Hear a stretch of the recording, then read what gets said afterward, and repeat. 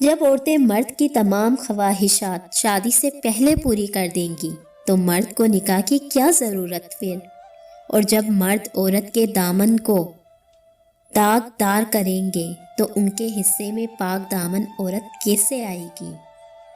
آج کل مرد عورت کے جسم تک پہنچنے کے لیے یہ کام کرتا ہے، ہمدردی دکھاتا ہے، حد سے زیادہ تعریف کرتا ہے، اور جب مرد اپنے مقصد میں کامیاب ہو جاتا ہے تب عورت اس کے لیے کوئی معنی نہیں رکھتی۔ پھر عورت کہتی ہے مرد بدل گیا ہے۔ مرد ایک ایسا مکان ہے جو بار بار اپنے مکین بدلنا چاہتا ہے۔ نت نئے کرایہ دار بدل کر اسے مزہ آتا ہے۔